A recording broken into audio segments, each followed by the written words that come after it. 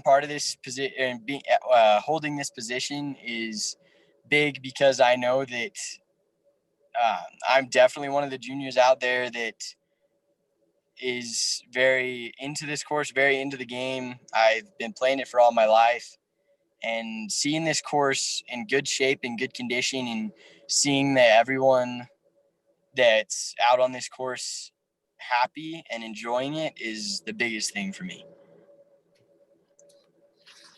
Great.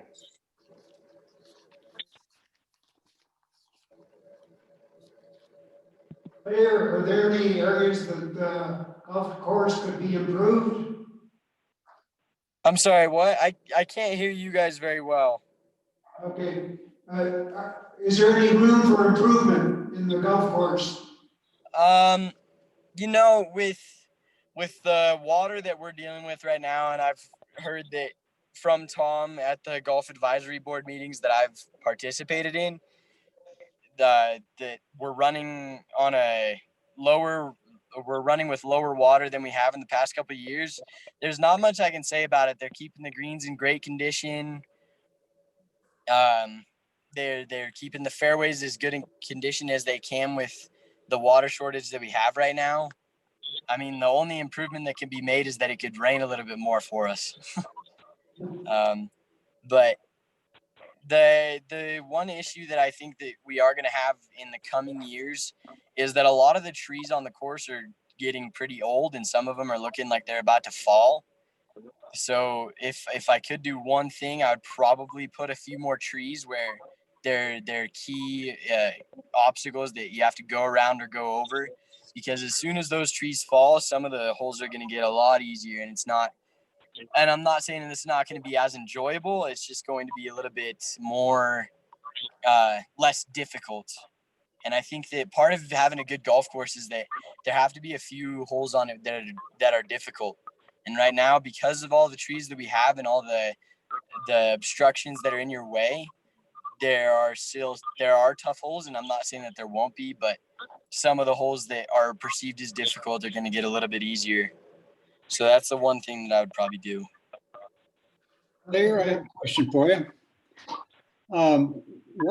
What are they doing to conserve water, or how are they handling the water situation, especially on the greens? So from what I've heard and what I'm seeing on the course, like I said, the greens and the tee boxes, they water them every night like they usually would, just so that they keep the most important or the most key pieces of each hole in great shape. And they completely have done that around the greens and the tee boxes where you're gonna be every single hole. They're doing a great job of keeping those in great condition. And the place that they've kind of had to conserve a little bit of water is in the rough in the fairways. And they still water them, and they still keep it in really good condition. It's a little bit drier than it usually is, but like I said, they're doing a great job. The grounds crew is doing a great job out here, and so is Tom. Good, thank you.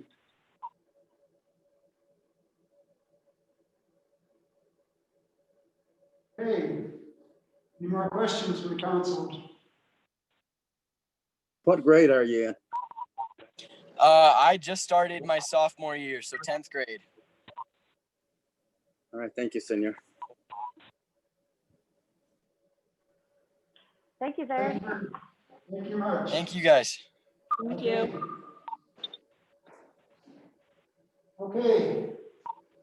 The next item on the agenda are interviews for Board of Adjustments applicants. There's Nick Manning and Rebecca Levy.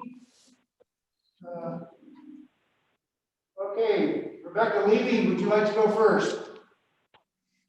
Sure. And I'll just let you know that I just got an email that Linda was included on, that the other applicant, Nick Manning, is on his way to fight a fire in Boulder, so he's not going to make the interview tonight.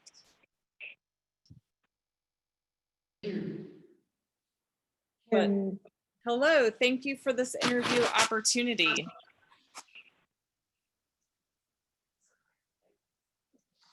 We have a series of questions for you. Rebecca, why are you interested in being a participant on the board? Mostly to ensure that there is a fairness in the application of the enforcement of the land use code, and to ensure that there is a fair process that that follows procedure and is also ensuring due process rights for anybody who has a concern about a decision that was made by planning and zoning or city council or any city official. What are your qualifications? Well, What kind of experience have you had in this area? I've been working in local government, particularly municipal government, since 2006, with a couple of years off for caregiving for family members. But I have a master's degree in politics and public policy. And in doing so, I did a lot of time studying land use issues. And I've also served on the city's planning and zoning commission for a few years now. And I have land use planning experience with the town of Mancos, as well as being the community development director for the town of Palisade. And also had some land use experience in Ophir, where I worked as well. So I've worked in a number of local governments, and I also have been on a board of adjustments for the town of Rico for 4 years.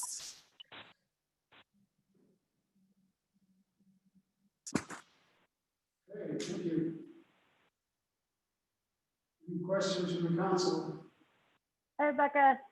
Thanks for joining us. So how many hours of the week do you plan on spending filling this position to its entirety? And do you foresee yourself having enough time for this position? Well, so hopefully I will spend very little time with this, because I hope nobody ever appeals a decision. Well played. So actually, yeah, this is sort of like one of those situations where you would rather avoid it getting to the Board of Adjustments and Appeals. But certainly, if there were ever a case to come before this board, I would definitely spend as much time as I have available to dedicate to thoroughly examining the case before us as it's presented. And I would make sure that I knew what the policies and procedures were, so that we acted within those fairly, so that the decision could be fair. And yeah, so whatever time it takes. Thank you. Sure.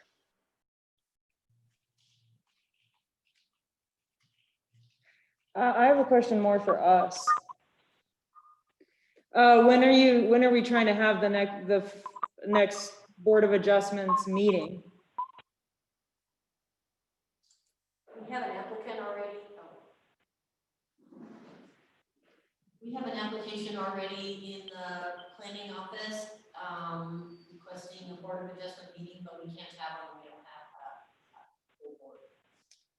So we already have an application here. We just don't have a board to hear it. And how many seats are open? There are 2 seats open, and we have 3 that remain on the board. We have to have 4 members in attendance to have a meeting. Okay, so Becky and Nick aren't competing for a seat. No, they are not. We have Okay. 2 seats open. Okay. I just want to know, since we weren't able to interview him. He is, I did read his email that Rebecca just referenced. He just called out on fire. He apologizes. He said he can make the next meeting. He would like to interview it.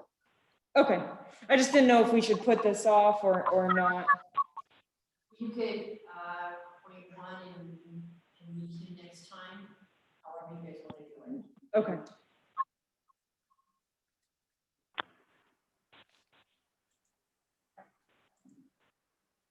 Other questions for Rebecca? I don't have any. I don't have any, you guys asked us questions there, so you had good answers, but I don't have any. Thank you. I agree. Thank you, Rebecca. Appreciate it. Yeah, thank you for the opportunity. You're welcome. Mr. Mayor, if I may add something for those of you in the council chambers, if you can remember to turn on your mic and enunciate. It's hard to hear on the Zoom in side of things. Thank you. Thank you. Thanks. Okay, the next item on the agenda is a presentation by Mark Drudge, the Cortez Retail Enhancement Association, CREA. Mark Drudge? You guys are about 15 minutes early. He is coming to the meeting here in City Council Chambers, so probably need to go around that one until he can be here. Okay. Do we have Phil then? Phil, Yes. are you there? Yes, sir. We'll skip ahead to the item number D, update on the traffic issues. Yes, sir. Thank you. Good evening, everybody. This is the first time we've actually had a discussion after this was brought up a few months ago about the truck traffic in the city. And I've sent you a couple of memos regarding what we have in place and what CDOT has actually done. And I would like to share a visual, if I may, just so you can see what we're actually looking at with regards to CDOT's work. As you can see, this is on South Broadway moving north. The south part of Broadway is to the lower left, and then you can see the Western Y where 491 and 160 split. Can you guys see that? Do you want me to zoom in some more? Please. Yeah. Zoom in a little bit. Okay, let's do this. Nope, wrong way. So here in the bottom at milepost 36.26.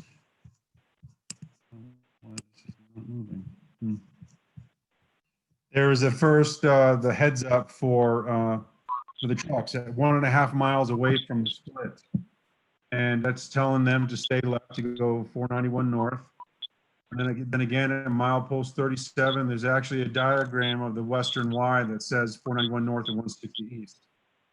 The next sign is at 37.38 mile marker, and that's on the street light at 7th Street, again showing 491 and 160, and then 160 east. And then lastly, right before the split is a large sign that overhangs the entire roadway, which shows next left 491 north and then 160 east heading to India. And actually in between, right before that, there's actually, you'll notice here at 37.76, there's the ground in markers on the lanes of travel that show where the truck should be in order to keep moving, 491 north or 160 east. And again, where the Western Y light is, there's another sign that shows that. And then if they miss that, as a result of some, follow-up work with CDOT, they showed the alternate route to get to 491 back when they can take a left on North Maple and get to the 491C route.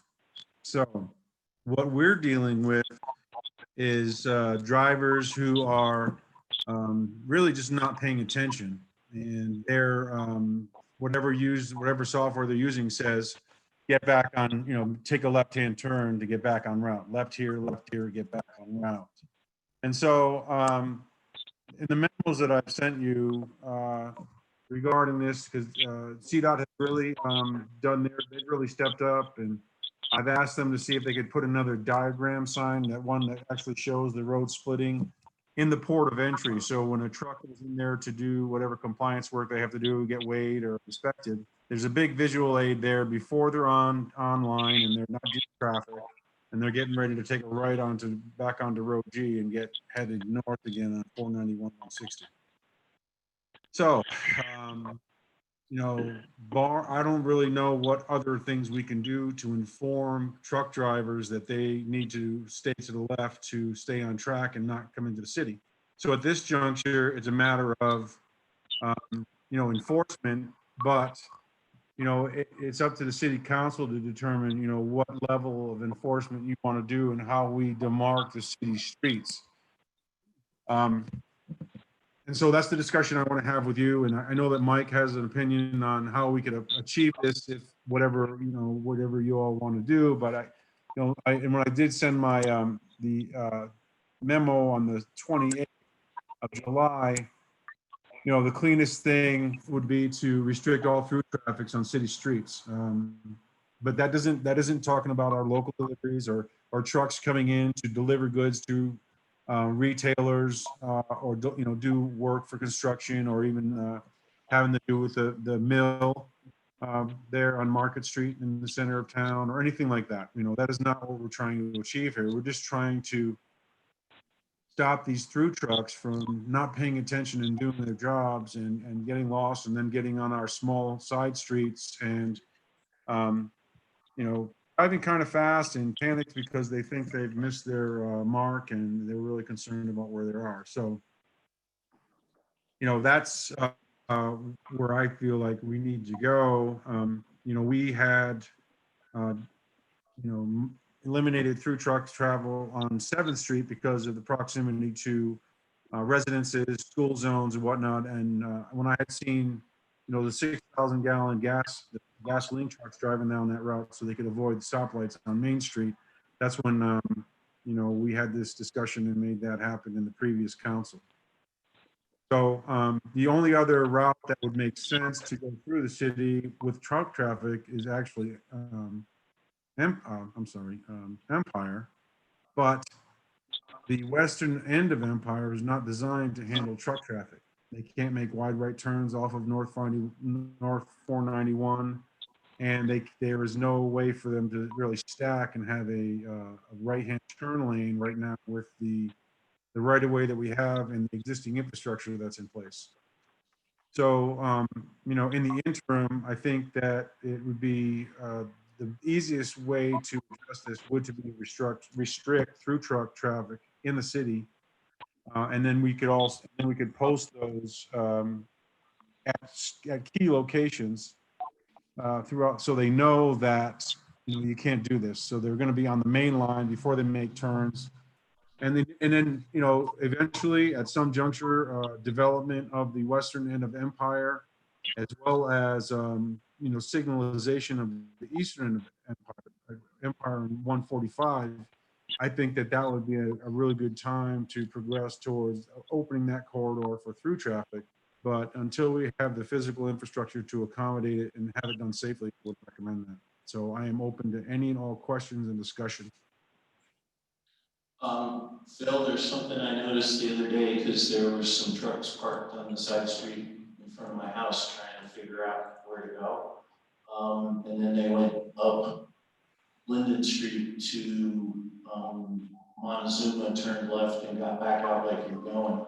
I went over and looked at the turn lane, the left turn lane off of Broadway to take you to North Broadway instead of Main Street.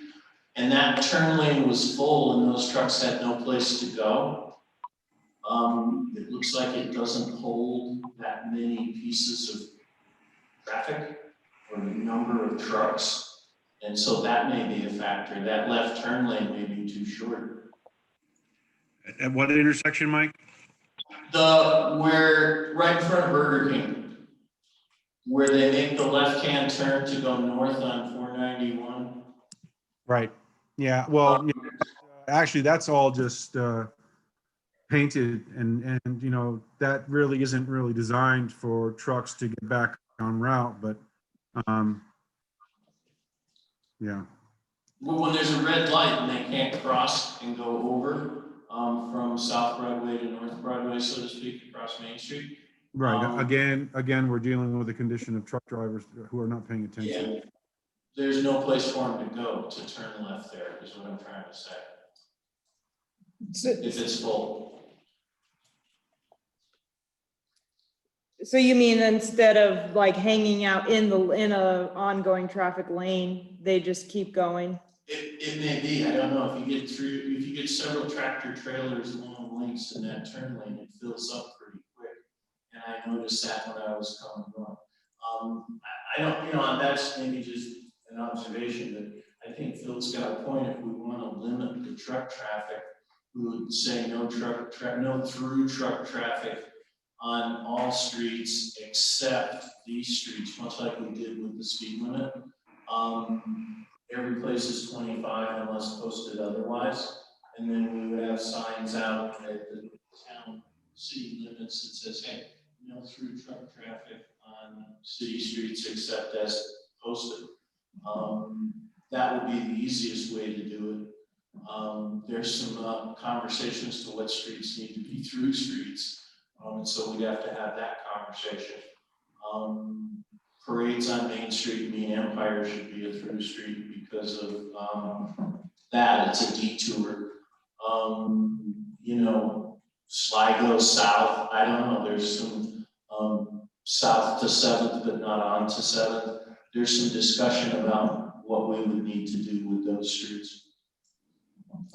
Can I make a comment? This is Arlena. Have we explored, and I'm sure everybody will kind of make a face at this suggestion, but have we explored lowering the speed limit coming into Cortez from the south? That belongs to the state of Colorado, and they don't seem to want to do that. We've tried to do things with speed limits in the past, we could try again. But that's totally up to the state. I think it's something we should explore, because not only that, this is an issue for truck traffic, but even just recently, within the last couple of months, there's been another like head-on crash where people thought that the yellow light meant that they were trying to like it was just a regular yellow light instead of like the flashing yellow. There was another head-on crash, and that's the second one that I've heard of in the last year and a half, and it's just a matter of, I guess, people not seeing those signs. But I wonder if we could reach out and see if we could lower the speed limit.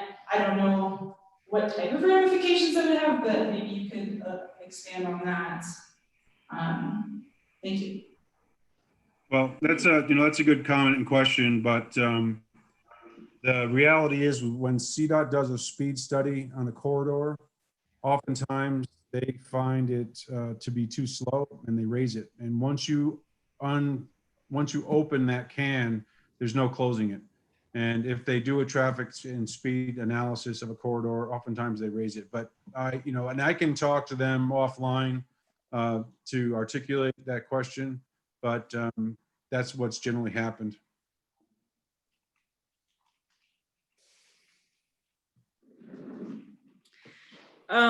Okay, so the alternate route to 491, is that at Linden or Maple? If they missed the turn to North Broadway, coming from the south. That's at Maple at the signalized intersection there. Okay, because it's a light. What about, I like the painting on the roads. Because you said if there's signs everywhere, people aren't looking at them. But what about like a truck specific painting on the roads, or would that not be attractive, or something else to maintain? I think that's a good idea. And, it's a thing with CDOT with regards to installation and maintenance costs, but I think that is pretty low hanging fruit if we can, address this problem by giving drivers yet another heads up in a 1.5 mile corridor. But yeah, I would be willing to talk to Region 5 about that, man. Okay. Phil, Yes, sir. You mentioned signals at either end of Empire. What are the time zones on that? Well, we have identified both ends of Empire on our intersection prioritization list. The Eastern Empire one was slated to get a traffic study, and but I don't know where that fell out in the queue due to our current state of affairs, as well as forecasting dropping revenues on a state level of a very large magnitude, millions and millions of dollars, tens of millions of dollars. So I don't really know where that is, but I will tee off that conversation with CDOT Region 5 to see where that is. And, if it's something that, we feel is of import, maybe, we can move that project forward a little bit by getting some skin in the game and maybe partnering up, providing some funding or something like that. But I will ask Region 5 for the ground in and painted the thermograph markings, as well as the traffic studies for East and West Empire. Thank you. I'm especially concerned about the east end of the Empire, that intersection. It's kind of a personal issue with me. Thank you. I understand completely. Phil, could we get rid of the scheduled signal for Tucker Lane and what is it, 145? No, I don't have. There was a signal supposed to go in at Tucker Lane and the highway, the Dolores Highway. And I was wondering if that's still in the queue, maybe we could get rid of that because we don't have any real need for it in the near future. Right. No, it's not there's nothing I'm aware of, Mike. I think that might have been, driven by development on the east side of 145 and then potentially tying in that corridor to Brandon at full build out. Right. Yeah, I was gonna say, I don't recall hearing that one, Mike. Pardon? Orly was saying he didn't recall hearing about that one, Mike. That was when we were doing Brandon's Gate. It was a throughway out of Brandon's Gate, and then it would have been a throughway around the golf course on the back side that was started up by the North Fairway Drive, I believe it's called. That intersection used to be the Gopher, where everybody turns right. And there was supposed to be that would handle that traffic moving south and east out of those two subdivisions or collections of subdivisions. Right. But nothing happened to make it necessary.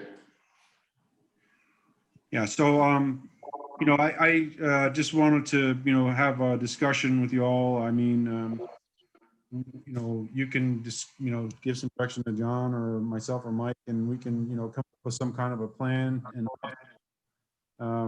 but this is just an FYI kind of conversation I want to have with you because we haven't had it yet. And you've just been looking at some documents. No, that diagram you had, Phil, was good because it showed every possibility for them to do. Like you said, it's probably them, but I guess I haven't recalled that many traffic. I mean, here south of town anyway. I don't live on the north side, but I haven't seen that much traffic on semis off the main path.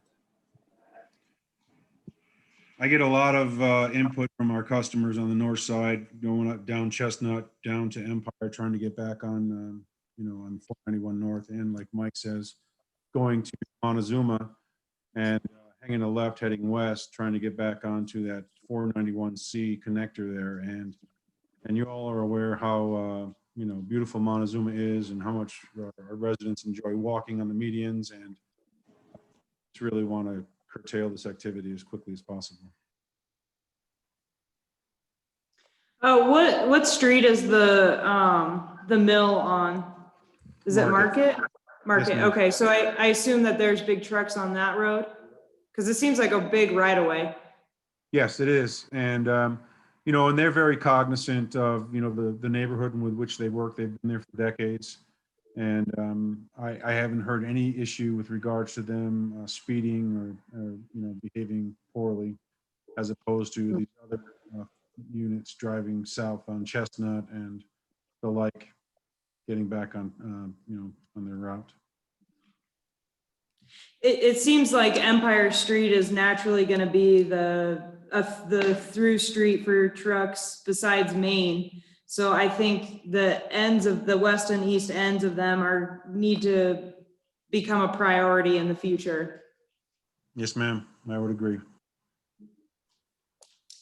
Yeah, but the end of, like you said, both streets on Empire there, those aren't made for turning lanes anyway, is that correct?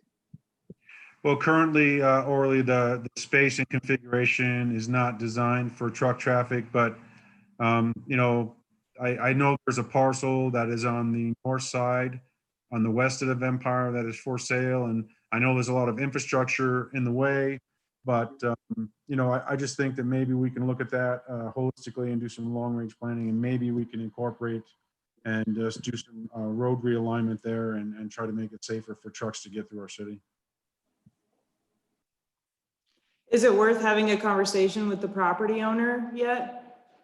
Because Well, that seems like a perfect opportunity. Right, and I would think that I'd like to talk to our engineers and John, and then try to come up with some kind of base plan, and then maybe we could talk to them and even see if it's viable with the space available. And that may be CDOT's duty to obtain the right of way if they're building the signal.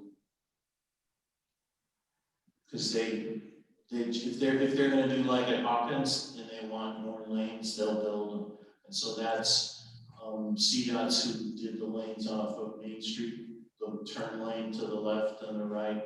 They came in and did those, so they even came back on city streets. So we would probably have to be involved in buying right away to be able to see that if that's what they were gonna do. So you're saying they even built up like Lebanon, like that section as well?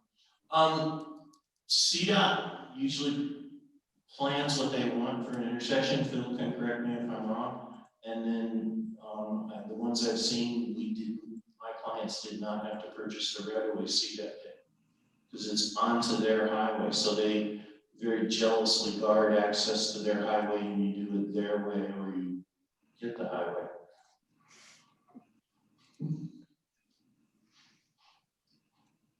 I feel confident that if the city prioritized that and demonstrated the need and the willingness to work with CDOT, we could get it built with their permission and partnering. I know that they understand the implications of both intersections.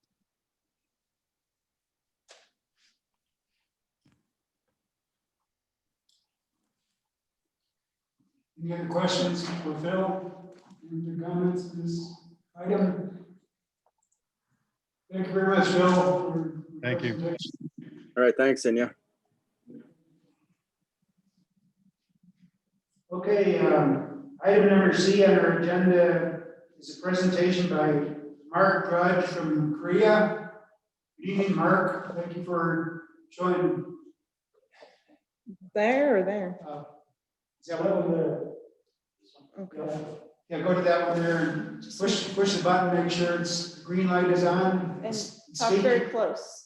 Speak into the microphone. You gotta talk loud. Can you hear me now? Thanks for council for having me here. I want to first off, thanks council for starting to meet again in person. I think that's really important for a way for community to connect with for people to connect with council. So I encourage my wish would be to see the full council up here, but I'll stop with my speaking point on that now. A few months ago, I had a conversation. Mark, would you identify yourself, please? Absolutely. We know who you are. Some of the audience may not. Mark Drudge. I'm the current director of the Cortez Retail Enhancement Association. A few months ago, I started a conversation with John Doherty about my upcoming retirement from my position and talking about what might happen with Korea and so on. And in that conversation, one of the things that John had suggested was that if I could just talk to council briefly and just give some of you a little one-on-one about what Cortez Retail and how enhancement is and how it works, because I think there was some possibly confusion in when you first started talking about things. CREA as an acronym, we started about 20 years ago. We were actually spun off from the Chamber of Commerce. The Chamber of Commerce, some of the functions that we did, the Chamber did, and I can't answer the question specifically, but I think it just got to be such a big portion of what they did. It was decided to try to spin this off to another entity. In that, there was conversation with business owners in the area, and with the city, that we didn't have a marketing arm for events that went on in the area. And there was some confusion, and people said there was a vote from the business owners. There was no vote. It was simply by proclamation by the city that a portion of the sales tax would get returned to the Cortez Retail Enhancement for our operations. Now, one of the things that gets confusing to people is that we get confused with the Chamber of Commerce a lot. Chamber of Commerce is I guess it'd be a fraternal, I don't know if that's fraternal, but they're an organization. The Chamber of Commerce can be a member of the chamber. Anybody can be a member. It's a dues paying entity. So you pay a due to the Chamber of Commerce, and you can have any business anywhere can become a member of the Cortez Chamber of Commerce. The Cortez Retail Enhancement Association is you're a member, or I guess I'll call it a member of that, as long as you have a retail, City of Cortez retail sales tax license. When you have that, you're part of CREA. When taxes come in, 3.3% of that tax is set aside. 2% of that tax, 2% of that goes to the court to CREA. 1.3% is then returned to the business when they pay their sales tax. And I think it's on time. Is that correct, John? It's when they pay it on time, that 1.3 goes back. So it's an incentive to the business to pay their sales tax on time. They get a little kickback back. The 2% of that goes to our organization for funding. Ballpark numbers the last several years, and it has been growing because it's generally as sales tax goes up, so goes our operating revenues also. We operate on a budget of approximately $200,000 a year. This year, actually, we're probably about $220,000 this year. Might be down a little bit from that depending on where things wash out at the end of the year. But our operating revenues come from a return of that sales tax revenue back to us. Then with that, some of the main things that we do, we're really vested to promote retail in the area.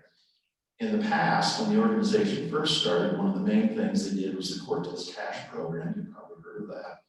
And then there were a lot of, I don't call them retail active sidewalk sale type things and treasure hunts, those kind of things for people in town. Our downtown, not downtown, but our business court has really changed over the year. And with that, our operation has kind of changed track on how we view what is most beneficial for the community. To that end, in the last several years, several things we've done. I think the biggest thing that we've done would probably be Third Thursdays. And Third Thursday was really, it wasn't initiated as just a way to drive people downtown to go buy stuff after the event. Our main intent with all of that was community. We wanted to build community and have people say, this is a fun place to live. Because if it's a fun place to live, they tell other people, people want to move here, people move here, retail goes up. But, and beyond that, it was a help to the businesses downtown, and some of the restaurants have benefited from it, some of the retail has too. But you hear a lot of people talk about that now, and that was one of our main focuses. And when I say we, a lot of these things that I did, I worked very closely with John Brooks from the city. Our office is in the Welcome Center, and we are next to the city of Cortez and then the Mesa Verde country. And we've been very successful the last 4, 5, 6 years of really co-oping when we can, when it makes sense to do things together. I know John's done a lot of things on his own. We've done some of those, but some of these we've really combined efforts to take advantage of the resources of each of those entities. Most recently, and the one we're working on now is a biking grant through the state of Colorado, which is a joint effort through the city, Korea, and Mesa Verde Country. Some other events we've done, or other things we've done a speaker series, we've done some customer training sessions for businesses. We still do the Cortez Cash, we do that. We do a downtown holiday fair. Just again, things that we, that will involve community and get people to remember we have a vibrant shopping community in Cortez. As I mentioned, I have announced my retirement. I am leaving, actually, in almost here. Not quite. I'm still helping the organization kind of through September to make sure there's a good transition. We have hired a new individual. I'm not at liberty to tell you who that new individual is yet for a couple days. But we do have someone who's coming on board who has started training with us. Will be a great individual. I think will be a great handoff to them to keep the organization going. I really think that it's we're kind of silent in the community, and I've kind of done that purposely in a way that when we do, let me back up. One of the other things we do is we help promote events that come to the community, county fairs, rodeo, the 12 Hours of Mesa Verde, any of those kind of things where we can partner with them. They can apply to us for grants, and then we grant advertising support to them. And we do probably 20 events over the course of the year. And when we do those events, when we promote it, some I do, a lot I don't. You'll hear the ads or see the ads that will say, watch for the upcoming Four Corners Gun Show. Although that one does, they do say it's sponsored by Cortez Retail Enhancement. A lot of times I just prefer our names not on it because really the focus is the event, it's not us. We know what we do, and it's more important to let people know in the community what's going on. So we do a lot of, it's multifaceted what we do. I think it's been a great organization. It's been, it's time for a new director for some new energy in here, and I'm glad to pass the baton off. It's been very, very good working with the city. It's been a very good relationship there. And I guess if you have questions, I'm happy to answer any of those at this point, if you have any of those on me. I don't have any questions, but I just want to acknowledge Korea, acknowledge John Brooks, like the efforts that you guys have put together to really make their Thursdays this thriving and awesome thing. It's definitely come up in conversations a lot recently with me. And I just think it's a really great driver for building connectedness in this community. So thank you for all the work that you put into that. Thank you very much, and thank you for recognizing that. And it's been, I'm hoping to have my fingers in that a little bit in the future moving forward, but thank you for that. Mark, how many years were you in charge of Korea? Well, Michael, it feels like about 35, but no, I started there a little over 6.5 years ago. Thank you for your service. Thanks, Michael, appreciate that. Have you guys tried like a coupon book, where you pay say $20 for the coupon book and then it incentivizes you to go to businesses you may not normally go to because you've got a coupon? Yes and no. We try to not step on toes of other people in the community doing things. There's an organization in town that they do a coupon book. And so what we do is we offer, when they're not selling it, we offer to them that they can tell anyone who is a Cortez Retail Enhancement member, that'd be anybody in the city limits of Cortez, a business, that will subsidize that coupon. I think this time we did $25, which is about a third of the cost. We'll subsidize that and help them put that in there. That's not available if there's someone outside city limits who's not a Korea member, they won't get that. But that way we can support the coupon book. We're supporting that local business who's trying, or individuals who are trying to sell that book. And we can still help our members be a part of that as well too. So yes and no, but mostly yes.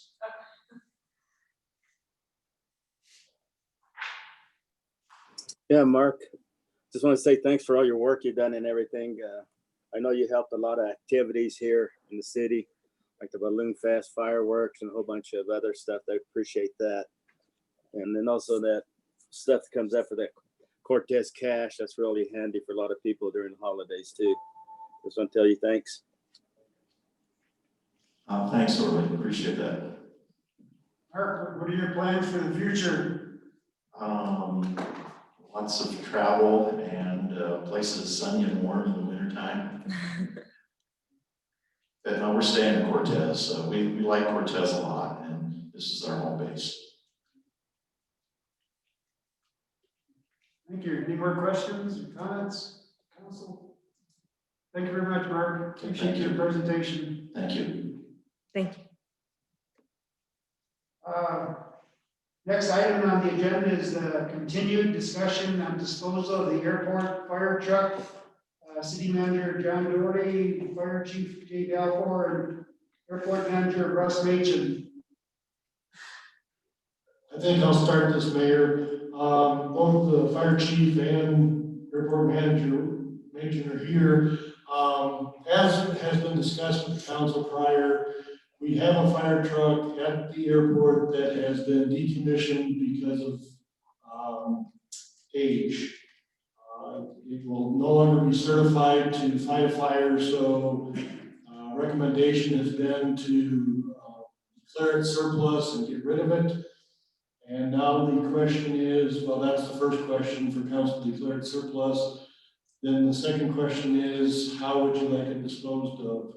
We have the fire district who would like to have it and can use it, but the airport manager would like to put it out to auction and put the money back into the airport fund.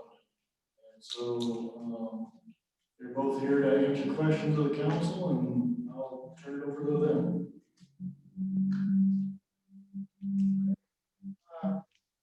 Jay, would you like to go first?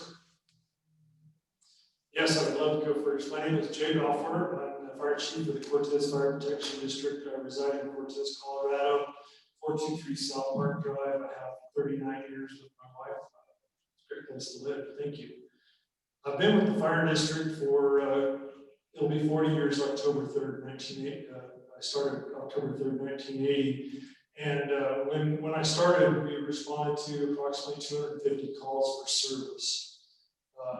This year, it looks like we're on track for about 2,500 calls for service.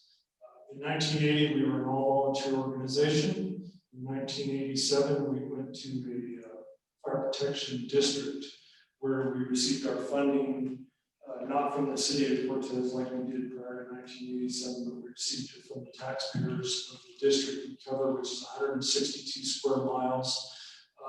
Goes all the way to the state line on County Road G, reservation line, Mesa Verde National Park boundary, over here to the college, up around Cache Canyon, we have all of Phil's World is in our fire district. And then we go up to Myler's Corner, Four Seasons Greenhouse, and move back around the north side of town and back over to the west side of Canyon and Page. So it's a large district, very diversified.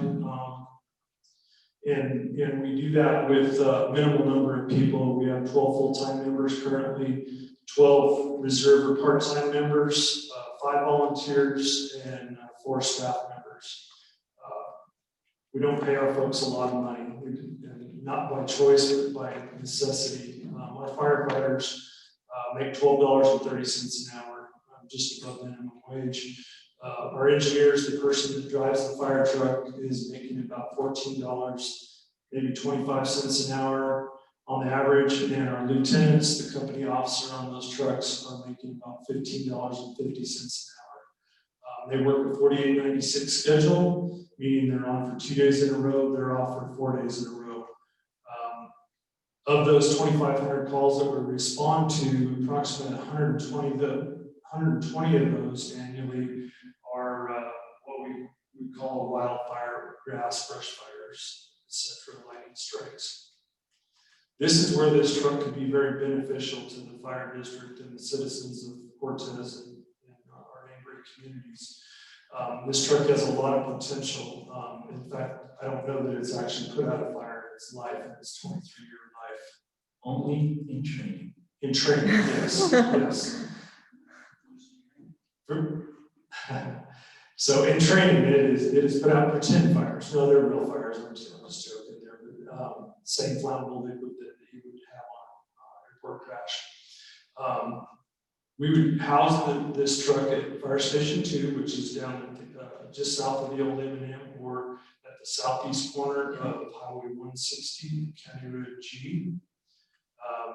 We would use it primarily for a wildland firefighting truck because the AFFF foams are receiving a lot of bad press, as Russ can attest to, because of the PFAs. And if you ask me, just tell you what that is, I'm going to have a hard time remembering the exact terminology. It's polyfluorochloride, something or other foams. But AFFF foam is what you extinguish flammable liquid fires. That's the primary foam for an aircraft crash, if you will. This truck has pump and roll capability, meaning that the one person driving the truck, which is one person very capable of one person fighting fire with this truck, they would be able to use what's called the bumper turret. It will articulate 180 degrees off the bumper. 500 gallons of water would be utilized to extinguish while you're moving on a fire. We just had a fire back the first part of July down at G.2. You may have seen some of the smoke that day from that fire. It was 22 acres. We were very fortunate to stop it at 22 acres. It very easily could have been 150, 200 or more. But a lot of good work was done by a lot of great men and women from this community, and we had some air resources that were available. This truck, we dreamt about it afterwards, after finding out that it was going to be decommissioned, that we literally could have drove up at the heel of this fire and drove up through the center of it, extinguishing the fire, and been able to put that fire out. Speculation, obviously, 2020 hindsight is we probably could have kept it to around 4 to 5 acres with an apparatus like this. So I guess my pitch to the council is to not just look at the revenue that you can gain from the sale of a truck like this, but more importantly, look at what it can do for the community, for the enhancement and the health and safety of the citizens in our community, not just the city of Cortez, but those in the incorporated Question? just outside our fire district. So now, I guess question, sorry. Yes, I have a question. Has any consideration been given to advertising this truck in publications that might sell vehicles? Well, the city of Cortez generally disposes of its surplus vehicles through a bidding process that the General Services Administrator takes care of. I, as a department, or any of the other departments, don't have a hand in that. We just submit the vehicle and it goes through that process. So that's why we're discussing this, whether, and I don't know whether anything's been broached on the surface. I haven't heard it, whether it's going to be a handoff to the fire district or whether there's an exchange of funds involved or not. I'm not aware of that conversation if it's taking place, so. That's all I know. Jay, what does a new truck like that generally run? You want me to speak to that? Either one of you guys can speak to that. That truck's 23 years old. When we bought it new, of course, this is with all the bells and whistles that go with it, radios and such, that probably remove a couple of aircraft radio and all that. Everything involved cost $202,000. That was 23 years ago.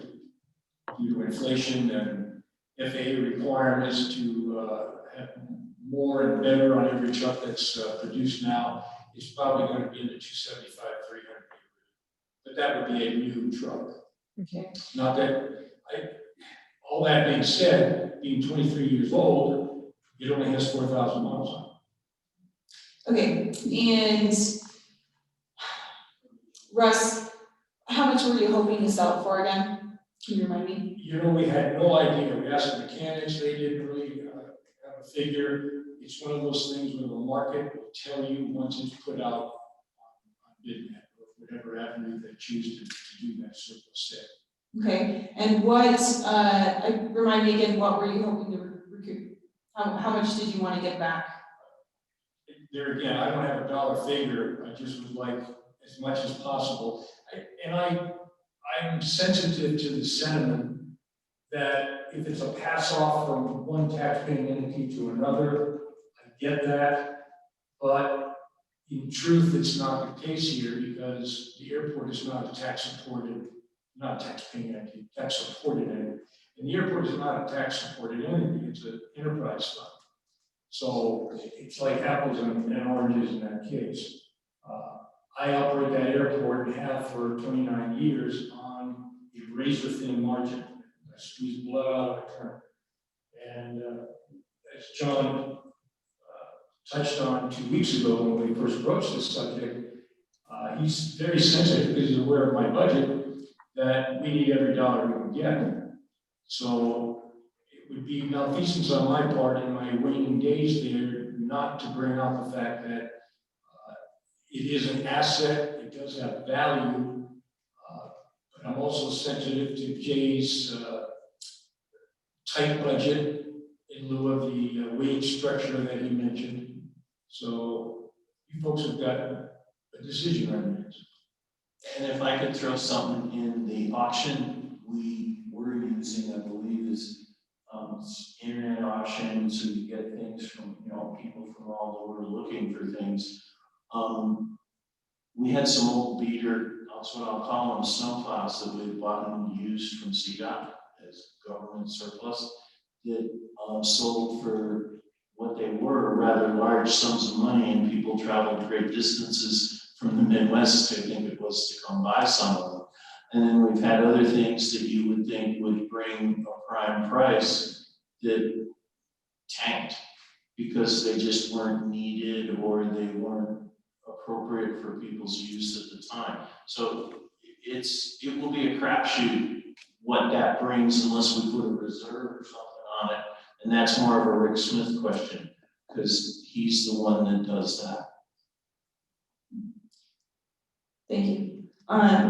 Jay, currently how many, and forgive me if I'm using the incorrect terminology, how many brush trucks do you guys currently have? And are you just hoping to, I guess, have more vehicles down in that area because it's more prone to brush fires, or can you just speak to that?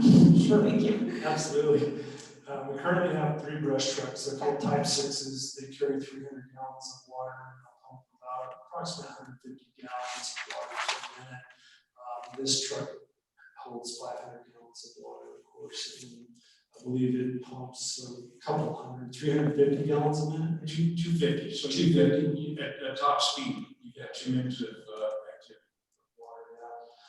Water, So yeah, it's to kind of augment what we're doing already and give us the opportunity to be able to have a little different approach on how we combat some of our fires. It has a specific use for field fires or maybe brush as high as 3 foot tall sagebrush flats or something like that. Very specific use.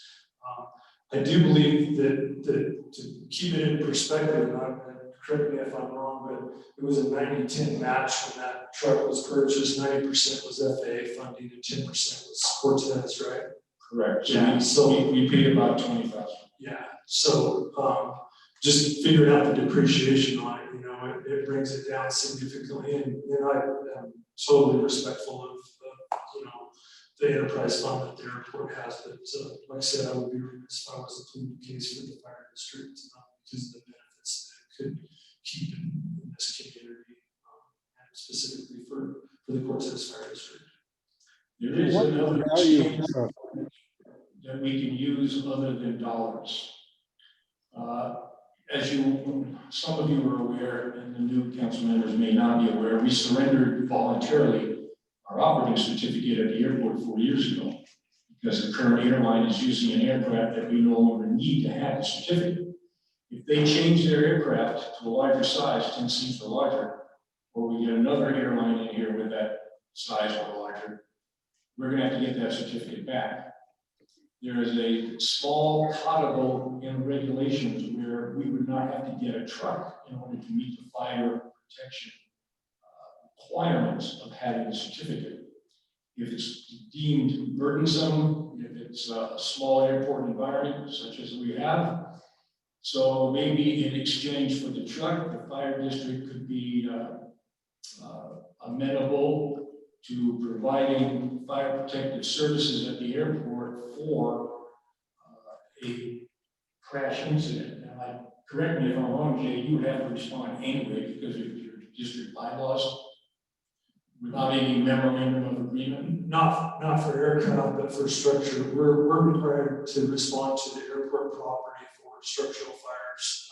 Part of our service agreement is not for aircraft emergencies, but we do just because it's the thing that we do. It's just like responding to medical calls in our district. We're not bound by law to do that. It's just something we do because we have umpteen men and women that are, in our fire district, and if you're having a heart attack, you want the closest person to be able to take care of you. Right. Maybe the council could consider this other exchange medium on a future agreement, and I have no idea when that's going to occur, if it's ever going to occur.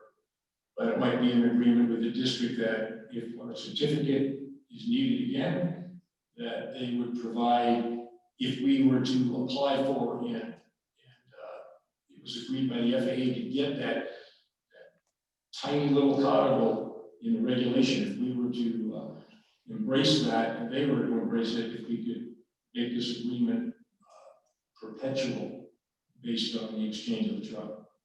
Would we need to do an agreement with them right now? That's up to you. I mean, if we're getting rid of our fire truck and they're not obligated to come over there, we probably need to look at, do we need to have an agreement with the fire district to provide those extra services? And if they were going to use the truck that we were going to use, maybe that's a fair exchange. In other words, they agree to come over, which they say they're going to do anyway, but now they have a truck to be able to come over with in the area, in the neighborhood, so to speak. We're getting something back for turning it over to them. In other words, an agreement, you guys come put the fire out, we'll give you the truck we're supposed to use to do it. And by the way, it's in great shape because we've never had fire. Do you have any thoughts on that, Jay? I probably wouldn't be able to answer. validate that without my board of directors approval, of course. And so I would think that we could definitely have a good conversation about that. I believe it's very, very doable. It's something that, as Mr. Mitchell and Mr. Green have stated, we're going to respond anyway, but because that's what we do. We'll take care of your problem and we'll sort out the details later. But it would be nice to have some type of an agreement for that, and also maybe something in kind for that as well. That would be great. I'm sure that I can have that conversation with our board of directors and try to lead into that direction. That would be great. As I'm listening to this, I'm just thinking about how many fires we currently have in the state of Colorado, and how many we've had even just in our own county. And if we can, I personally would like for the fire truck to stay local rather than put it to auction and have it here go who knows where, and put us in a position where if you were needing another brush truck or fire truck or whatnot, you have a skim budget and you don't have $275,000 to get a brand new truck. I feel like this would be like, it's almost like we should go down this path to make sure that this truck stays local. That's just my opinion, I would love to hear our other council members and their thoughts. Thank you. Actually, I think this would be an ideal we could make an agreement with the airport and the fire district to keep it in this area. There's gonna be a great need for firefighting equipment in the near future. I've been looking at the weather forecast, and it's getting hot and dry, and we're in a drought, and it's gonna get worse, and we're gonna need firefighting equipment to fight these fires, and this sounds like an ideal situation. This truck has low miles, it's well equipped, it's here. And we had close by the airport, maybe the airport or the fire district could support the airport. I'd go with keeping it in this area also. Any other council members have comments? I concur. I know from speaking with Russ and going to take a look at that truck myself, that thing is a beaut. I know he starts it up and they've been maintaining it and taking it out, for the maintenance runs. And I concur with keep it in the family, keep it in the community. And Jay, if the truck does pass to you, the PFAS foam goes with it. Whether you want it or not. Fast on is right. And man, one final thing, and I'm not trying to sugarcoat this or anything, but I've been doing this a long time, and that truck it's a perfect example of what prime ownership is, as far as what that truck looks like 23 years after it arrived in Cortez. And so congratulations to Mr. Machin and the city vehicle maintenance crew, because our guys, we went down and Russ let us drive it. We just took it around the west end of the airport and came back, and they were very excited about it and said it drives like it's brand new, which I think you put to, it was driven from Ocala, Florida, which is north central Florida. It was driven from Ocala, Florida to Cortez, Colorado.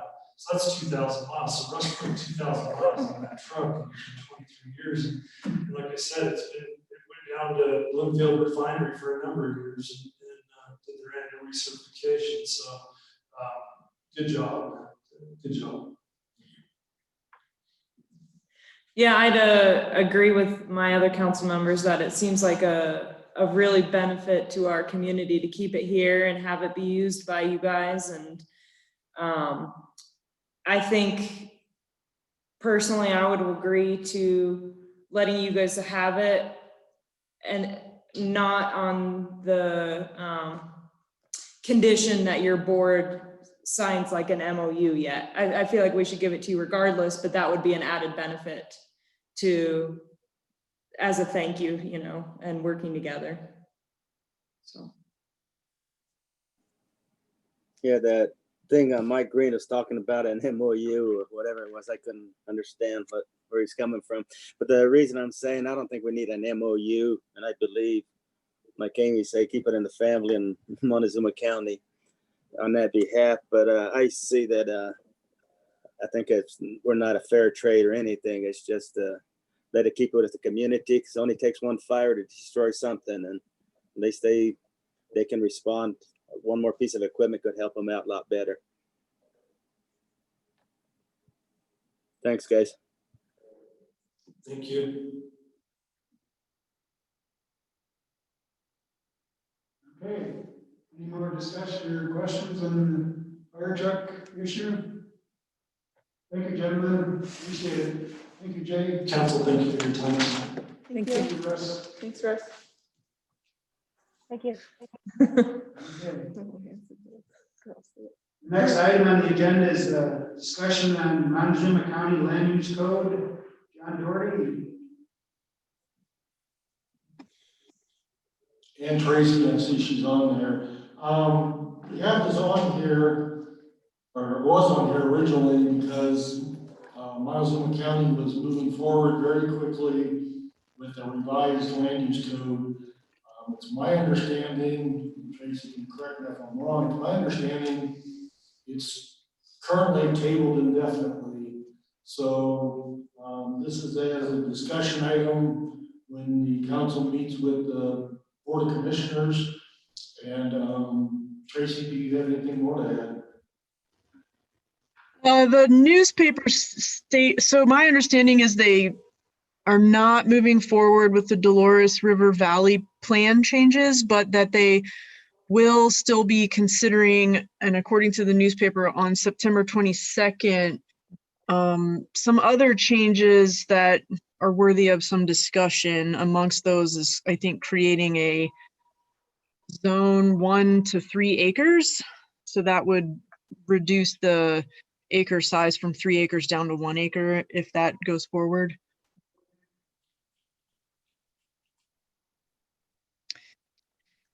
And then also some setbacks to right of way that may also warrant some consideration. Can I comment? Okay, I think this is a great opportunity to work with the county and consider the 3 mile area of influence that's in the county. You know, if they're looking at changing lot sizes to 1 acre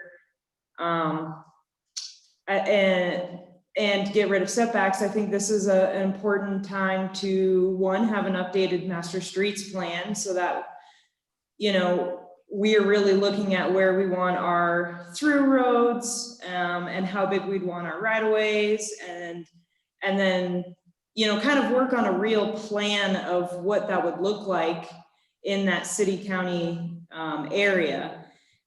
Because most likely those are going to be the properties that are going to be annexed first. So are they going to be able to accommodate our utilities, our through roads? Also, one issue comes up with like water. You know, it's a battle between Montezuma Water and City of Water. So we would also need to figure that out. But I think this is a great time to kind of have conversations and actually work with the commissioners on a plan for the future development in our community. So personally, I would support the acres go to 1, the minimum go to 1 within like 3 miles of the city of Cortez. And also if they're considering setback changes, you know, maybe we suggest, okay, well, what are our setbacks in the city? You know, so that we can have a natural progression of annexation, like it's already going to meet what our land use code is or what we recommend within city limits. So I don't know if that means like planning and zoning look at that, but one thing I want to harp on is the master streets plan we need that out, updated and out.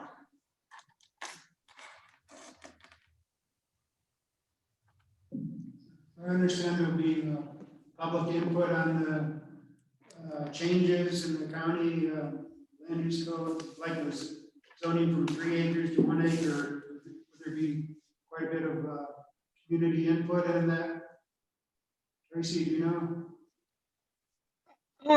I listened to the BOCC meeting last week, and there were a few people that commented on that. A lot of folks were concerned with that, you know, that happening countywide. It has different, you know, in different directions, implications for Cortez if that does happen in the 1 or 3 mile area. Can I add a comment, please? Yes, go ahead, Phil. Well, Rachel raised several good points, and I think, you know, the overarching component of that is, you know, engagement from all of us, you know, multi-jurisdictionally. I don't think that there's real competition between Montezuma Water Company and us with regards to providing water, but, you know, we need to look at, you know, land use planning and available water resources in our area with regards to their water storage rights, their availability to treat and store and provide, as well as ours, with regard, specifically us, with regards to just infill only and then potential annexations. But Montezuma Water Company serves a lot of water to a vast majority of Montezuma County, and without having them in the conversation to say whether or not they can even provide potable water, is really giving a false sense of development rights to county landowners. So I would adamantly concur that this is something that we need to talk about together.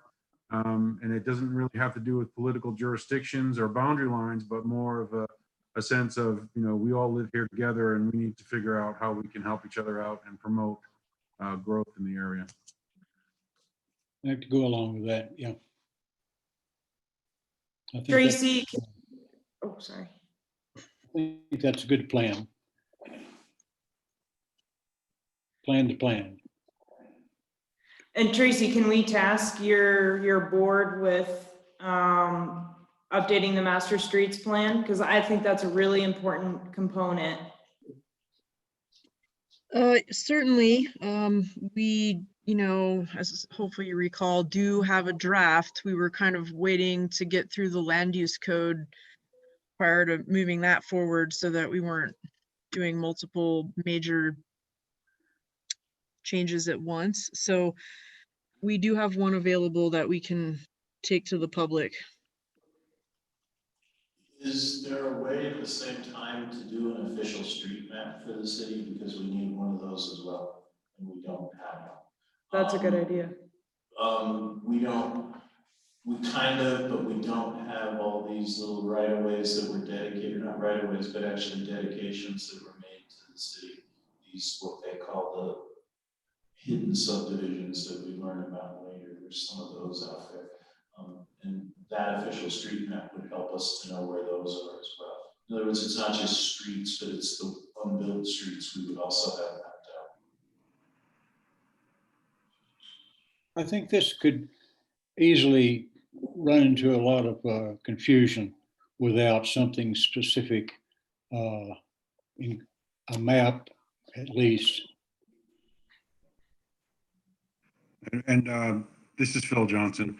And yeah, we're ready to tee this off with Tracy's team and GIS and engineering.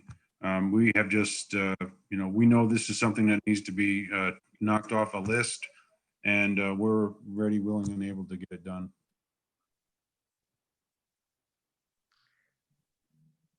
So I know we're meeting with the county commissioners next week, Monday. So I think this would be a great topic because I do think they're moving a little fast with their ideas without really vetting them and getting public input or having real plans. So I think this is a good opportunity for us to kind of step in and work on this and really think about ideas and what future development will look like in our community. Because it's a blessing and a curse that we're not blowing up like other cities in Colorado, but that gives us a chance to kind of really plan for the future before it gets away from us and we're just reacting. I agree. My question is this conversation one where you guys are going to try to reach consensus on a position, or does that conversation happen next Monday? I don't think decisions can be made Monday. And I guess, Tracy, what decision are you chatting up? I mean, what are we looking at a consensus for? I think, well, I guess if the city is going to advocate in a certain direction for the changes that are on the table, I think is the question I'm asking. Yeah, I don't think, like Tracy, I don't think they're going to have, I don't think there'll be a decision as far as, my opinion on Monday, which way the city's going to go in the county. There's a lot more discussion, like everybody's brought up. You do those 1 acre everything, then when you try to annex into the city, who's going to serve them with the water or the utilities or sewer or anything? So if they're going to have a septic tank or vice versa. So, but I still think this is quite a big conversation needs to keep going on, but I don't think it'd be a decision need made up Monday. Right, yeah, maybe that question wasn't phrased the greatest, but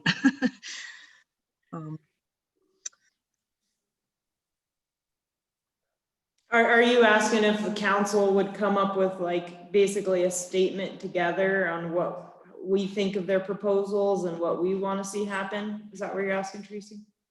I think what I'm really looking for is there background information or just food for thought that you would like to see in the meantime, or are you guys just having this conversation now, just kind of getting a little more up to speed with the situation?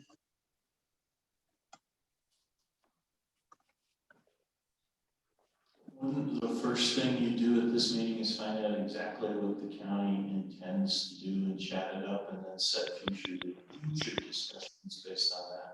I mean, I know we know what the newspaper says, and that's not derogatory to the newspaper, but maybe we need to feel out the commissioner's position. They're also changing in November, I think, there'll be new members, and so I don't know that the new members will be as hard set to do what the old members did. So there's some politics at play here. And it's going to take you quite a bit of time to figure out whether you want to go with what they're proposing or something different and how to do it. It just seems like this is a really valuable conversation that needs to happen regardless if there's new commissioners coming in. So I'd say we start it Monday and just see where it leads. Yeah, that's what I'm saying. We need information from the commissioner.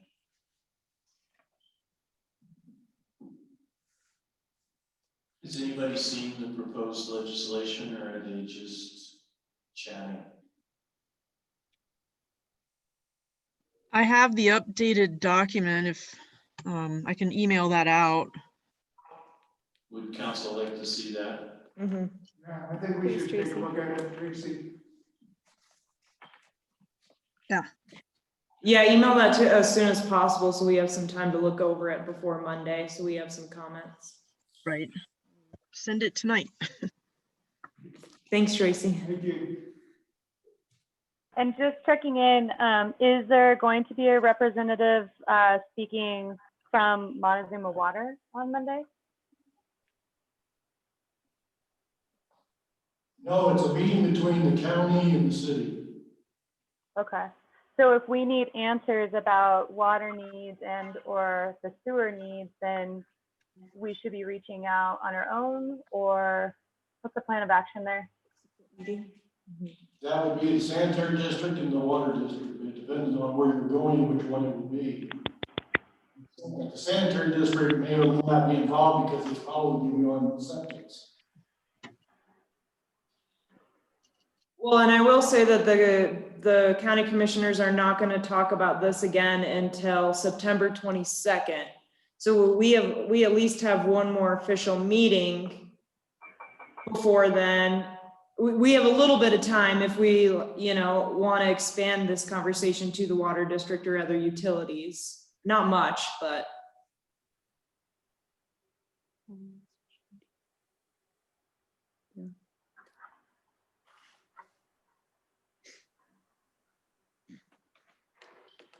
I would be willing to take a point on that, at least ask them for their capacities and available, what they can treat and provide. And if they're willing to do that, I will share that out with an FYI at a work session with y'all. That would be great. Thank you, Phil. Has anybody reached out to Blue Door? That's a good idea. Because we always talk about Montezuma Water, but south of town in some places it's Blue Door, and I believe they're still a governmental entity.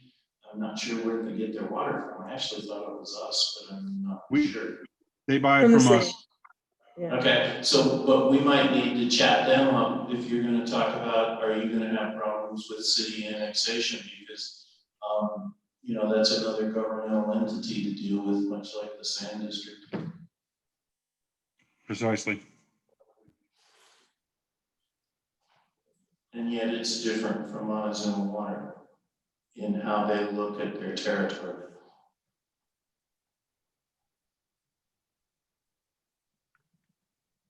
Yeah, Phil, there's another water thing down there. It's called Blue Door, isn't it? Yes, sir, that's what we were just chatting up, we need to include them in the conversation as well.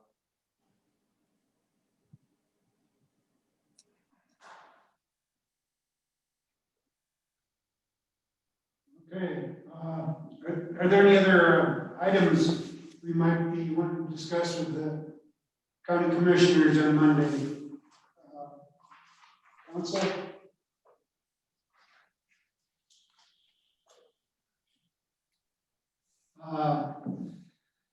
See, there's some issues with the Empire Electric. We're having items, or the hydroelectric plant. There's some issues with that, our water supply generates electricity coming in from the lake, and there's some kind of issue with the Empire Electric not accepting the electricity anymore. Maybe that might be something we could discuss, and I understand that the county might be having some issues with Empire Electric.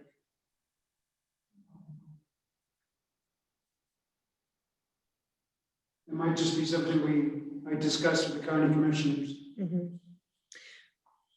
I'd say maybe not this upcoming meeting, but another topic I'd like to talk about with them at some point is like other broader issues our community has, like childcare, and low-income housing. We'll kind of narrow it down to the land use code Monday, basically with the county commissioners. Yeah, because that might take up a lot of time. How much time were you allotted in this meeting?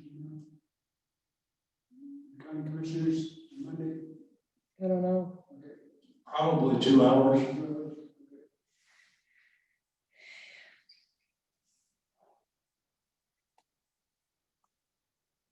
Okay, any more discussion on this item? More questions, comments, council?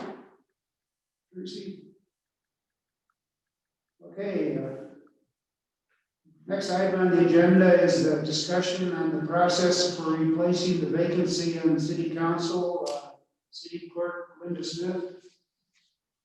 Yes, City Council, thank you for talking about this tonight. We wanted to get the advertisement out according to how council would like to do that, and also set the dates for when you'd like to interview the applicants so that I have an end date for how long we'll take the letters.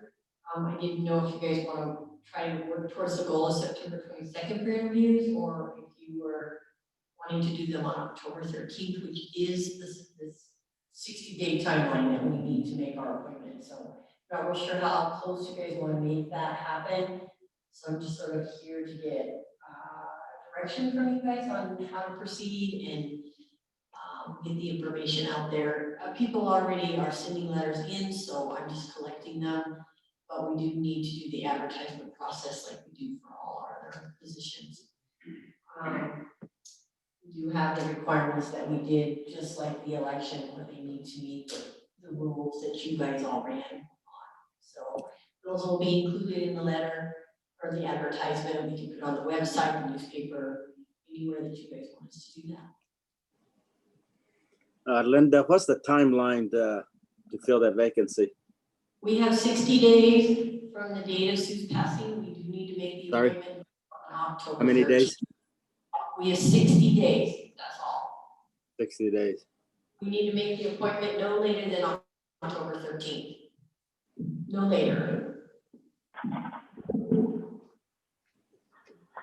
Linda, question. So is this all the recommendations will come from citizen letters? Will there be from there during that process, any opportunity for them to give the constituents, or what does that process look like? Well, council will receive the letters. All the letters will be given to you guys, and you can set appointments. And for interviews, we would probably do that in a work session. You would interview them like you did tonight for the Board of Adjustments, but you guys can set that however you want. If you want to have a special meeting, if you get a lot of letters, for you guys to spend some time with them, we can come up with, we have questions when we did it before, when our council member Tim Miller passed away, or council can come up with new questions. So you guys can proceed however you want to do that. But, you just receive the letters and you guys go through them. It's all a council decision. We do need to make an appointment with 4 votes to appoint someone. So, of course, it can be a tied vote. So that person wouldn't be appointed if it was a tied vote. Okay, so then just to verify what I heard, then it would come down, there would be an interview process with the council, and then the council would vote. If it's a 3-3, they would still win. No, they would not. A 3-3 vote is a no vote in all city council rules. So it has to be 4 votes to appoint someone. Okay. Thank you, Linda. I'm sorry you can't hear me very well. How many letters of interest have we already received before even advertising? I have 2. 2, okay. I mean, the longer we wait, then it means we're short a person for even more meetings. But if we get a lot of interest, maybe we need, 2 work sessions to decide or to interview. Correct. I would suggest, this is just a suggestion I'm making, that you interview them all in one night so that some don't see the questions you're interviewing with and others have time to prepare their response. So, September 22nd, we can reserve, the good 2-hour time frame, and if you don't need that time frame, we can add items in.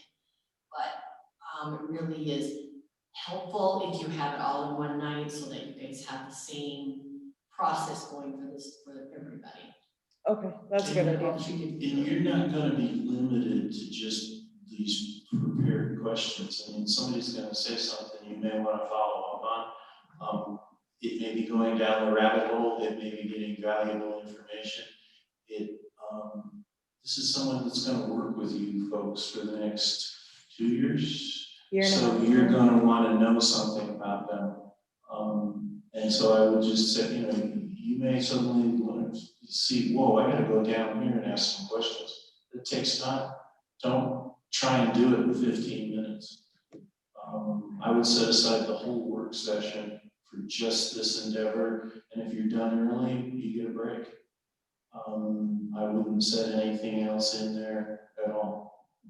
This is a really important decision. And you folks haven't had that much time to work together to understand what you have. You're still, it's new. We got this COVID mess that's creating difficulties. And so we need to also talk about how we're going to do the interviews. We're going to be in person.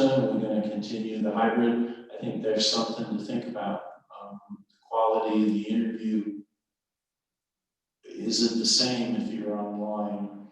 Virtual, or do you need these people to come into council so you can see them, see how they look when they answer your questions? Would there be a cutoff date for the applications, Linda?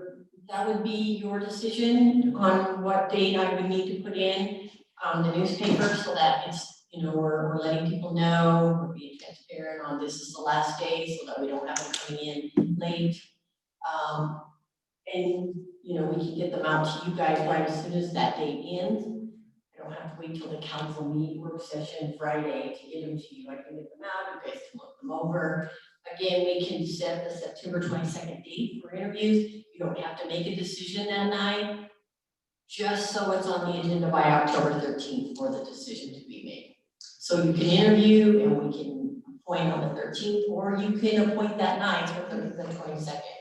So you have some time to work with, but it would be really good if you would address a date so that I make sure it's clear to everybody. This is the date. That's 5 o'clock on this date. That's all it will take.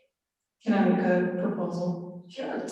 I think we should give people 4 weeks, or about 4 weeks to submit their letters of interest. So that would put it at on maybe Friday the 18th, but we would have the weekend to look, would we be able to receive their letters, of course, before the following Tuesday meeting?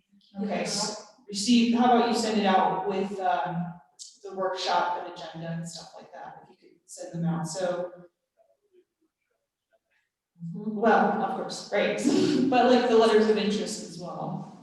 Yeah, okay, so that way people have a month to think about it, to submit, to attend at least one meeting, and see if this is what they want to do. If they want to enter into this world. And then we make a decision we do our interviews on the 22nd. We make a decision on the following, council meeting day. How would you feel about ending them on Thursday, the 17th? Yes, Thursday would be good. I was Okay. thinking about it too, so then you can have them all come in and see them in the morning. Yes. That would work with you guys. Linda, so how many days are you looking to advertise? I will advertise, of course, the newspapers only on Wednesdays, but I will get it on the website tomorrow. And on like Facebook and anywhere we can promote it. Sure. Okay. I like Arlena's idea. But how many days now? So today is August the 25th, so that gives us 4 weeks. 2, 3. Almost 4 weeks. Yeah. 3.5, yeah. So you're gonna advertise started at the 31st?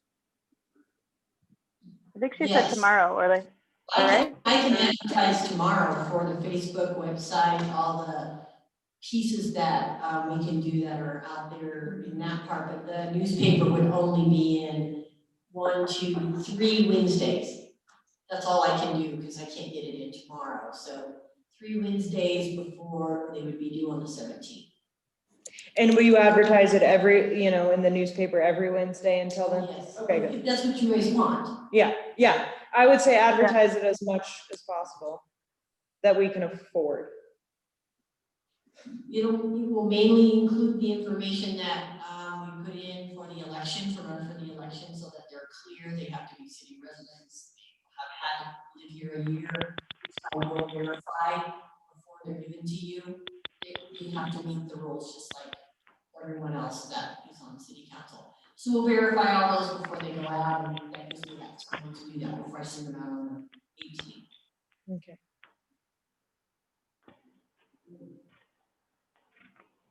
So you guys would like to interview them on the 22nd, all the letters of interest.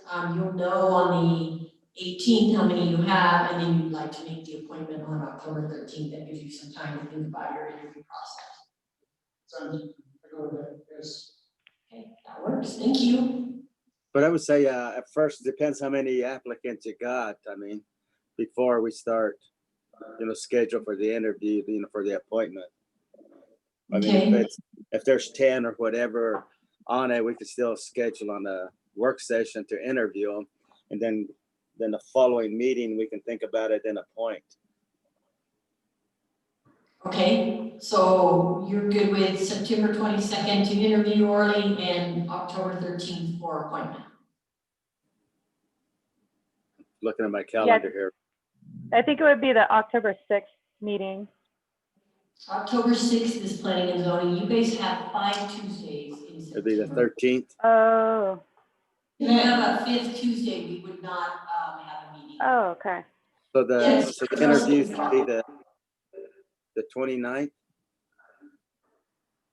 If you guys would like to do that, we certainly can. Oh, there it is. Sorry, I missed 1 week. So That would it'd be be the 8th and off the 8th and the 22nd is our meetings in September. Yes. Can I add one more thing? Uh-huh. If we say get over, I don't know how many we'll get, but if we get over like 5 applicants, could we consider like having a special meeting just to do the interviews so that we're not rushed on time and we're not running into the regular city council meeting. You can do that, and that's what's nice about having that 5th Tuesday in September. It allows you to have a meeting that night if you would like strictly for this. So as we get closer, and we see how many, if I can start getting a lot of letters, I can let you know that we're getting to 10, and you guys can make that decision on the next meeting if you would like. September 8th. Okay, I mean, if we're getting close to receiving a lot of letters already, then we can certainly discuss that. Okay, thank you. Thank you, Linda. You're welcome. Thank you. I did want to let you also know that Sue Betts' family is working on a picture they would like to have installed in our council chambers room. We had some at the police department. They weren't really, I sent them to her family. They had one they liked better. She is in uniform, her city uniform. It's really a nice picture. They'll be bringing it to Cortez next week. We'll get it framed. We'll get a time when their family can come and we'll hang it in our council chambers with their family here.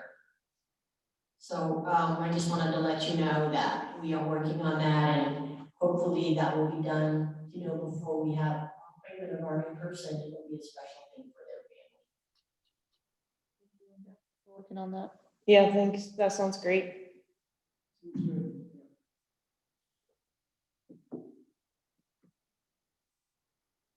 Okay.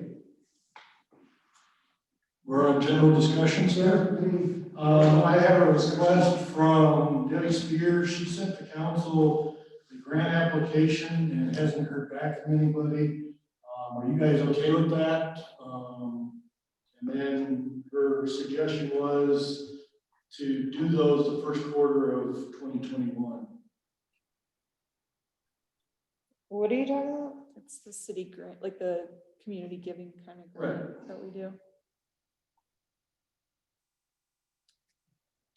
The information for the grant process was in your last packet in the FYIs in the work session. Oh, she's just asking if the application looked good. Right. Okay. Yes, if you're good with that application being sent out. Everybody here's okay with it? The Zoom people okay? What did you say? Are you okay with the grant application that you received in the last package?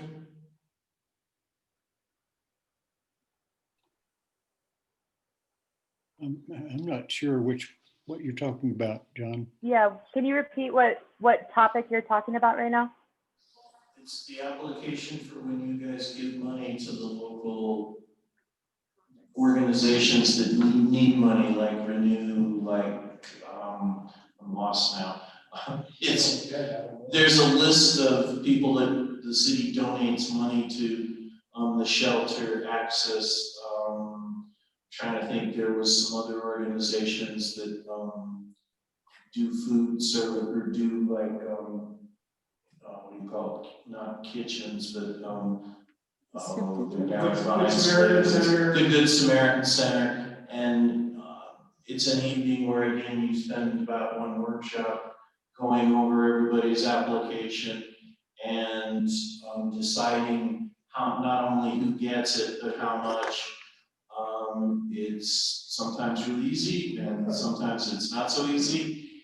And traditionally we've done it before we've approved the budget, so you knew how much you were going to give in the budget. So that's the only glitch to waiting until 2021. You're gonna have to set aside a big number and then not go over that number if that's all you budget. So it'll be interesting. So that's the only difference that I'm seeing this year, is we're looking at doing it after the first of the year instead of. And I think we break the payments out into, it's not all at once unless it's under a certain amount. Okay, I'm not mistaken, everything is one payment. And just to clear for other council members, that application draft was in our August 11th workshop packet. If you want to go back and look at it. Do we have, like, when we go through the process of looking at these grant applications, do we have a rubric that we follow, or just whatever feels like it's in most alignment? The councils in the past have gotten, because maybe it's increased, I don't remember, in the Orly and Mayor Levy, and can correct me if I'm wrong, but we started being more stringent on requirements. If your application wasn't what it was supposed to be, you didn't get considered. Thank you, but sorry, no special treatment. And then if they hadn't observed the rules in the past, as far as giving us their information on how they spent the money, et cetera, the reporting and some things, perhaps they didn't get it again. If you were late, you didn't get considered. So it's a rather regulated process to just keep things, online and moving. We'd have to get those applications out pretty quick and advertise again around the community, in the paper, online. I think we used to mail them. I don't remember to the applicants from the previous year or anybody who was interested. Do we have a list of past recipients that we can reference? Yeah, we've got really good records on these. Yeah, but before we send all that and get started on that, we need to find out do we have the money for it, the funds, before we start advertising and see what money we can or can't give? There is money in the budget, but offhand, I couldn't tell you how much it is. What was the amount we allocated last year? I think it was 25,000, and I think that's what we put in this year's budget. There was 35,000 in there, but you didn't spend it all, so I said, take it down to what they're spending now. So we're looking at about 25,000? I believe so. Don't anybody quote me on that. And we don't have to use the total amount? Nope. I believe last year the council said, set some aside in case somebody comes in, high school wants to go to state or something, and we don't normally have money for that. This can go to that kind of thing. So there was a little money held back, but it never got spent. Each group indicates the amount of money they would like to receive also.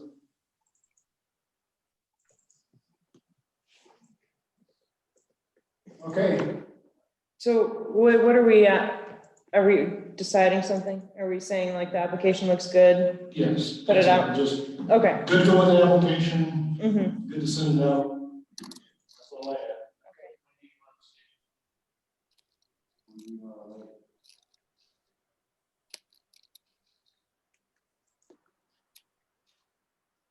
Is that something we need to do?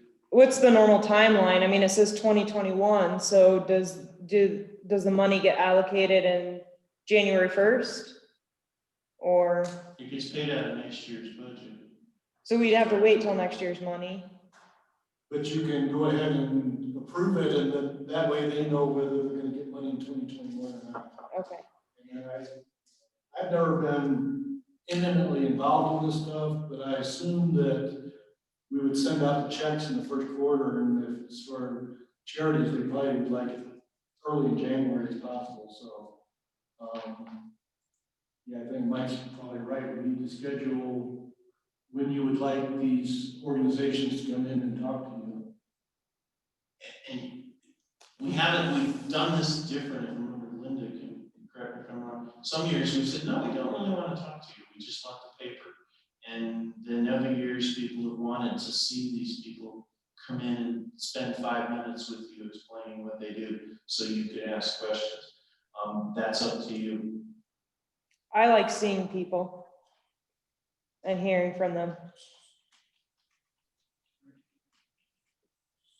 Whether it be on Zoom or in person.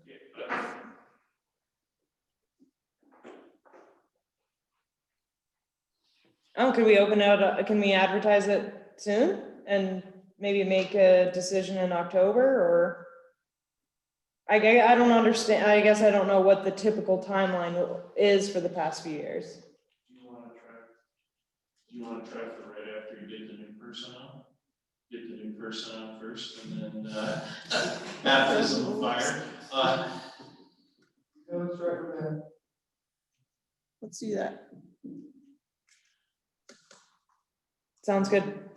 Okay. Any more items for discussion?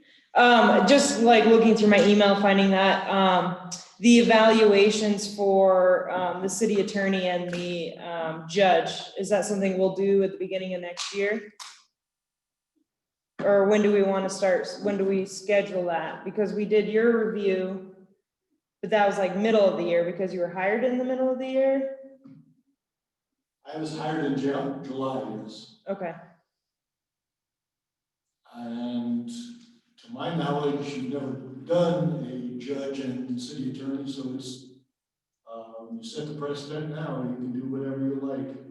You wanna wait till the next new year, or you can still do it this year? Historically, in 30 years, I've never seen an evaluation. We've had discussions about expectations, how you wanted things presented. Down to, I don't want to hear no, I want to hear how to do it, or we need to know this information. That's all I've ever participated in. So the evaluation thing is fairly new. I just like, I appreciate everything that you do, Mike, and what the judge does, but I want to make this more transparent and, you know, we can't just keep adding someone to the budget, assuming they're doing a good job. Like, we're spending taxpayer money, so we need to understand how to evaluate what we want from you. And are we receiving that? Are we getting our money's worth? Because you're our employee. So I just want to set up some kind of formality for that. It's not a problem. It's just like I said, I got no experience to tell you how it should get done or not get done. I also don't know whether it should be in an executive session or not, because there's a lot of things you might want to talk to me that maybe shouldn't be spoken about in public. Okay. If you've got questions about different things that are going on legally, that's one of the, I don't know what the word is, but that's one of the considerations is, you know, what are you going to evaluate me about and what can I say? You know, I'd say then I'm fine, you know, I guess we're not in a hurry, and if we're gonna get a new person on council, I want them to kind of get familiar with everything, so maybe we save that till the beginning of next year. that's fine. Whatever. Okay, we have. Mayor Mike, could I make a point before we adjourn? Yes. We are being televised or recorded. I would suggest that all the council members in the chambers be aware that we need to be wearing our mask at all times. I know it's difficult to talk sometimes or it gets hot, but we're setting the example. So Thank you for the reminder. Thank you, David. And Thank you, David. Just so you know, I verified at the Public Health Department, when I am speaking, I will take my mask down because I'm generally soft-spoken. So, and I'll put it back up when I'm done. That'll be our protocol. Keep masks on unless we're speaking. Okay, we have about 2 minutes before our regular session begins. We'll take a short break. Workshop is adjourned.